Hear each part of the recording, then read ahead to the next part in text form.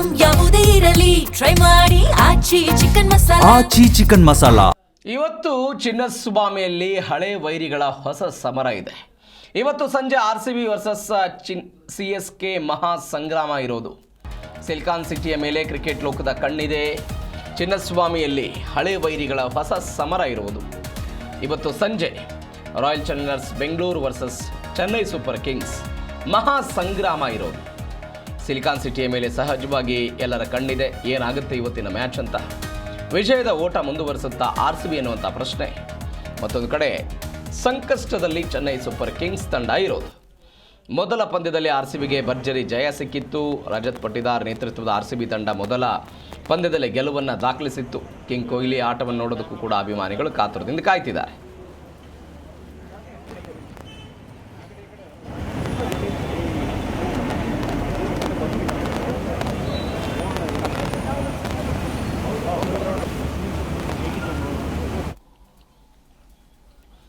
ಇವತ್ತು ಸಂಜೆ RCB versus CSK ನಡುವೆ ಹೈ ವೋಲ್ಟೇಜ್ ಪಂದ್ಯ ಇದೆ. ಎಲ್ಲದರ ಬಗ್ಗೆ ಹೆಚ್ಚಿನ ಡೀಟೇಲ್ಸ್ ಕೊಡ್ತಾರೆ ನಮ್ಮ ಪ್ರತಿನಿಧಿ ಜನಾರ್ದನ್ ಹೆಬ್ಬಾರ್ ನೇರ ಸಂಪರ್ಕಕ್ಕೆ ಸಿಗ್ತಿದ್ದಾರೆ. ಜನಾರ್ದನ್, ರಾಜಧಾನಿ ಬೆಂಗಳೂರಿನಲ್ಲಿ IPL ಕ್ರಿಕೆಟ್ ಜ್ವರ ಹೇಗಿದೆ ಈ ಕ್ಷಣಕ್ಕೆ?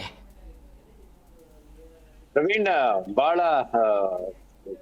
ಇದರಿಂದ ಜೋಶ್ನಿಂದ ಎಲ್ಲರೂ ಕೂಡ ಇಲ್ಲಿ ಪಾಲ್ಗೊಳ್ತಾ ಇದ್ದಾರೆ. ಅವರ ಕ್ರೀಡಾಭಿಮಾನಿಗಳು ಎಲ್ಲರೂ ಕೂಡ ಬಂದಿದ್ದಾರೆ. ಕ್ರಿಕೆಟ್ ಅಭಿಮಾನಿಗಳು, RCB ಫ್ಯಾನ್ಸ್ ಕ್ರೀಡಾಂಗಣದ ತುಂಬಾ ಈಗಾಗಲೇ ಜಮಾಯಿಸಲಿಕ್ಕೆ ಶುರುವಾಗಿದ್ದಾರೆ. ಸಂಜೆ ಇರುವಂತಹ ಮ್ಯಾಚ್ಗೂ ಈಗಲೇ ಜನ ಬಂದು ತುಂಬಿದ್ದಾರೆ. ಈ ರಸ್ತೆ ಸಂಪೂರ್ಣ ಜಾಮ್ ಆಗೋ ಮಟ್ಟಕ್ಕೆ ಜನ ಇಲ್ಲಿ ಬರ್ತಾ ಇದ್ದಾರೆ.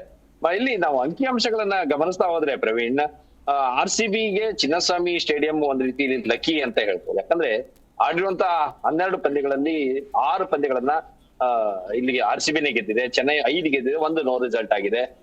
ಒಟ್ಟಾರೆ ಲೆಕ್ಕಾಚಾರ ತೆಗೆದುಕೊಂಡ್ರೆ CSK ಮುಂದಿದೆ. 35ರಲ್ಲಿ 21 ಮ್ಯಾಚ್ ಗಳನ್ನ CSK ಗೆದ್ಕೊಂಡಿದೆ.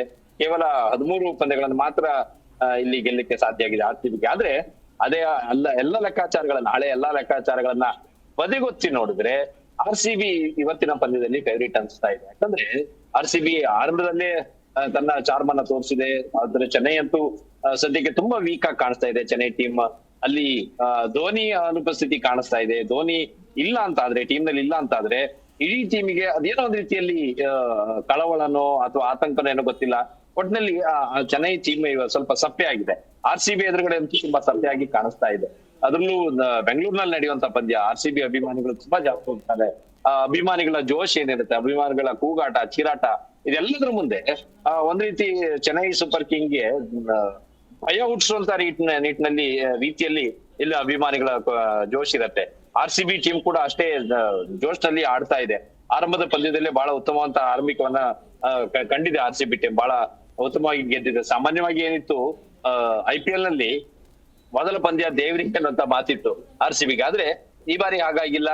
ಚಾಂಪಿಯನ್ ತಂಡ ಚಾಂಪಿಯನ್ ರೀತಿಯಲ್ಲಿ ಆರಂಭವನ್ನು ಮಾಡಿದೆ. ಅದೇ ರೀತಿ ಈ ಗೆಲುವನ್ನ ಮುಂದುವರ್ಸ್ಕೊಂಡು ಹೋಗುವಂತ ಸಾಧ್ಯತೆ ಇದೆ. ಎಲ್ಲರೂ ಕೂಡ ಒಳ್ಳೆ ಫಾರ್ಮ್ ನಲ್ಲಿ ಇದ್ದಾರೆ RCB ಟೀಮ್ ನಲ್ಲಿ.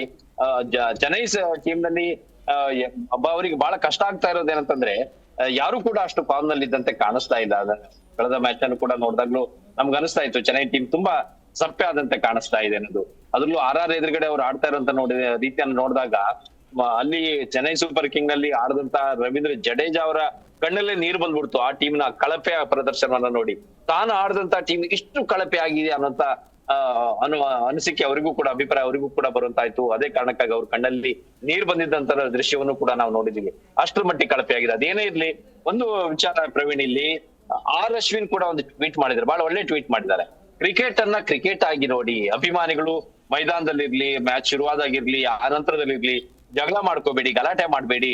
ಕ್ರಿಕೆಟ್ ಅನ್ನ ಕ್ರಿಕೆಟ್ ರೀತಿಯಲ್ಲಿ ನೋಡಿ ಆನಂದಿಸಿ. ಗೆಲುವು ಸೋಲನ್ನ ಅದು ಆ ಸಂದರ್ಭಕ್ಕಷ್ಟೇ ಸೀಮಿತ ಅನ್ನೋ ವಿಚಾರವನ್ನ ಅವರು ಕೂಡ ಟ್ವೀಟ್ ಮಾಡಿದ್ದಾರೆ. ಇದೆಲ್ಲವನ್ನೂ ಕೂಡ ಗಮನಿಸ್ಬೇಕು. ಯಾಕಂದ್ರೆ ಜೋಶ್ ನಲ್ಲಿ ಏನೋ ಗಲಾಟೆ ಮಾಡ್ಕೊಳ್ಳೋದು, ನಾಳೆ ದಿನ ಇನ್ನೇನೋ ಸಮಸ್ಯೆ ಆಗೋದು, ಅದೆಲ್ಲ ಆಗಬಾರ್ದು. ಈಗಾಗ್ಲೇ RCB ವಿಜಯೋತ್ಸವ ಸಂದರ್ಭದಲ್ಲಿ ಆದಂತ ನೋವು ಯಾರು ಕೂಡ ಮರ್ತಿಲ್ಲ. 11 ಜನರನ್ನ ನಾವು ಕಳ್ಕೊಂಡಿದೀವಿ, ಅಭಿಮಾನಿಗಳನ್ನ. ಆ ರೀತಿ ಯಾವತ್ತೂ ಕೂಡ ಆಗಬಾರ್ದು.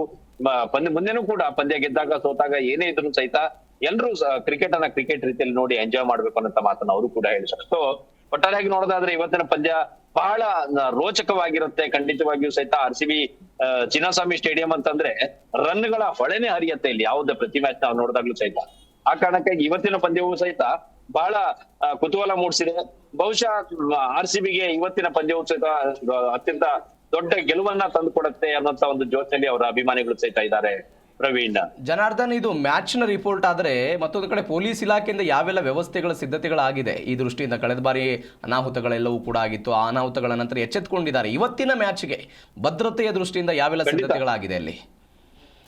ಖಂಡಿತ ಇಲ್ಲಿ ಬಿಗಿ ಭದ್ರತೆಯನ್ನ ಮಾಡ್ಕೊಂಡಿದ್ದಾರೆ. ಅತಿ ಹೆಚ್ಚಿನ ಸಂಖ್ಯೆಯಲ್ಲಿ ಪೊಲೀಸ್ಗಳನ್ನ ನಿಯೋಜನೆ ಮಾಡ್ಕೊಂಡಿದ್ದಾರೆ. ಕಮಿಷನರ್ ಅವರು ಖುದ್ದಾಗಿ ಇಲ್ಲಿ ಗಮನಿಸ್ತಾ ಇದ್ದಾರೆ ಏನೇನ್ ಆಗ್ತಾ ಇದೆ ಅನ್ನೋದನ್ನು ಕೂಡ ನೋಡ್ತಾ ಇದ್ದಾರೆ. ಯಾಕಂದ್ರೆ ಒಂದು ಬಾರಿ ಅವಘಡ ನಡೆದೋಗಿದೆ ವಿಜಯೋತ್ಸವ ಸಂದರ್ಭದಲ್ಲಿ.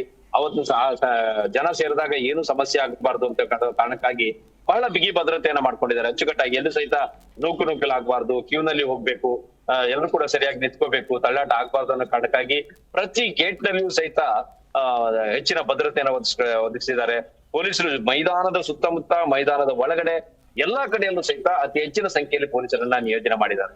ಮತ್ತೆ ಯಾವತ್ತೂ ಕೂಡ ಅಂತ ಕೈ ಘಟನೆ ಆಗ್ಬಾರ್ದು ಅನ್ನೋ ಕಾರಣಕ್ಕಾಗಿ ಬಹಳ ಮುನ್ನೆಚ್ಚರಿಕೆಯಿಂದ ಕ್ರಮವನ್ನ ತೆಗೆದುಕೊಂಡಿದ್ದಾರೆ. ಇನ್ನು ಓಡಾಟದ ವಿಚಾರವನ್ನು ಸೇರಿಸಿ ಹೇಳೋದಾದ್ರೆ ಪ್ರವೀಣ್, ಮೆಟ್ರೋವನ್ನು ಸಹಿತ ತಡರಾತ್ರಿವರೆಗೂ ಮೆಟ್ರೋನ ಬಿಡ್ತಾರೆ. ಸಾಮಾನ್ಯ 11 ಗಂಟೆಗೆಲ್ಲ ಮೆಟ್ರೋ ಕ್ಲೋಸ್ ಆಗ್ಬಿಡ್ತಿತ್ತು, 11:11ವರೆಗೆ.